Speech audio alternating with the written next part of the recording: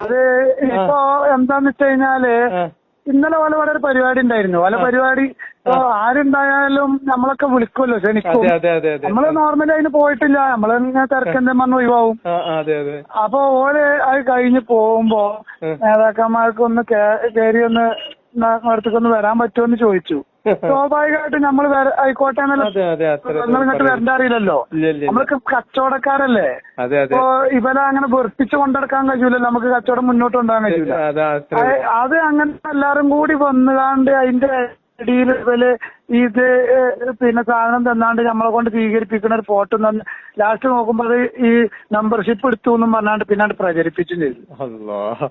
നമ്മളിപ്പോ ഒരു ഇത് എടുക്കുക എന്ന് പറഞ്ഞു കഴിഞ്ഞാൽ ഇപ്പൊ നമ്മള് ഈ BJPന്റെ എന്തെങ്കിലും ഒരു സംഗതിക്ക് നമ്മൾ പോയിക്കണമെങ്കിൽ തിരക്കിടില്ല.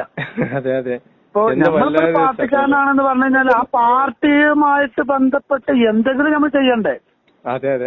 BJP നമ്മൾ അങ്ങനത്തെ എടുത്തു പറഞ്ഞിട്ട് കാര്യമുള്ളു.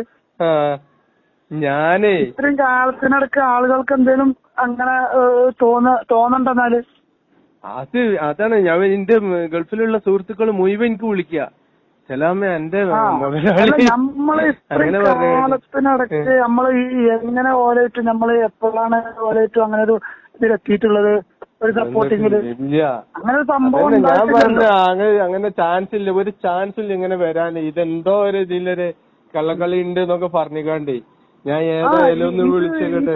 ഇങ്ങനെ എല്ലാരും കൂടി വന്നാണ്ട് ഇത് അപ്പണ്ടല്ലോ ഒരു തിരക്കും ഫോട്ടോ എടുക്കലും അത് അതിന്റെ അടിയിൽ സാധനം തന്നാൽ നമ്മളിപ്പോ അത് ഇങ്ങനെ ഒരു അംഗത്വമാണ് എന്നുള്ളത് നമുക്ക് മനസ്സിലാവണ്ടേ. ഏതായാലും വല്ലാത്തൊരു ചതിയില്ലേ. ഇതൊക്കെ ചതിച്ചുകൊണ്ടുള്ള എന്നിട്ട് ഇത് ഇങ്ങനെ സ്പ്രെഡ് ചെയ്യിക്കുക. ശരിക്കും അത് അതിന് പ്രതികരിക്കണം. പണ്ട് ഇപ്പൊ ഞാൻ എന്റെ ഒരു സുഹൃത്ത് അതെ അതിന് ഇത് എന്തായാലും അതിന് ഇപ്പൊ വീഡിയോയില് മറുപടി വരും. ലൈവ് വരുന്നുണ്ടല്ലോ, അത് നല്ലതാണ്. കാരണം എന്താ വെച്ചാല് എന്റെ ഒരു സുഹൃത്ത് പറഞ്ഞത് കൊറേ ആൾക്കാർ തെറ്റിദ്ധരിക്കും. അത് മറുപടി എന്തായാലും വരും. ആയിക്കോട്ടെ ഞാൻ പറഞ്ഞു.